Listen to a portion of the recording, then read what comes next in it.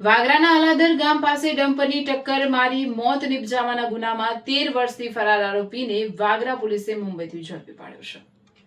ભરૂચ જિલ્લા પોલીસ અધિક્ષક અક્ષયરાજ મકવાણા તથા નાયબ પોલીસ અધિક્ષક ડોક્ટર એ.જે. સિસારા તેમજ દહેજ ડિવિઝનના માર્ગદર્શન હેઠળ વાગરા પોલીસ સ્ટેશન વિસ્તારમાં ગુનાઓમાં નાસ્તા ફરતા આરોપીઓને શોધી કાઢવા અસરકારક અને પરિણામલક્ષી કામગીરી કરવા સૂચના આપવામાં આવેલ હતી.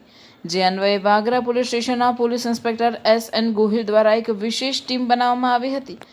વાગરા પોલીસ સ્ટેશન વિસ્તારમાં તારીખ 17/4/2013ના રોજ દહેજ ગંધાર રોડ ઉપર અલાદરા ગામ પાસે આરોપી હરિનંદ મહેન્દ્રભાઈ પટેલ રહેવાસી ગામ ખેમરિયા પોલીસ સ્ટેશન કડથુવા જિલ્લા સિંગરોલીનાએ પોતાના કબજાનું ડમ્પર નંબર GJ16W4016 પૂર ઝડપી અને બેદરકારીથી હંકારી રોડની સાઈડમાં ઉતારી નાખ્યું હતું.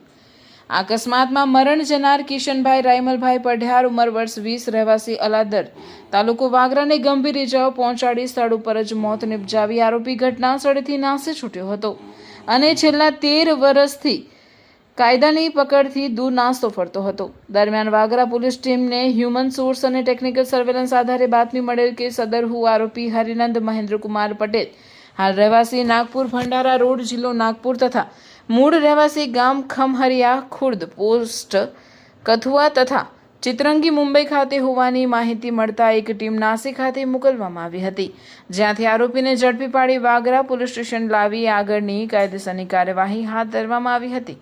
વાગરા પોલીસની આકર્ષક અને ઉત્કૃષ્ટ ટેકનિકલ તેમજ હ્યુમન ઇન્ટેલિજન્સ સજ્જ કામગીરીના પરિણામે લાંબા સમયથી ફરાર રહેલા ગુનેગારને ઝડપી પાડવામાં પોલીસને મોટી સફળતા મળી છે, જે પોલીસની સતર્કતા અને વફાદારીનું ઉત્તમ ઉદાહરણ પૂરું પાડે છે.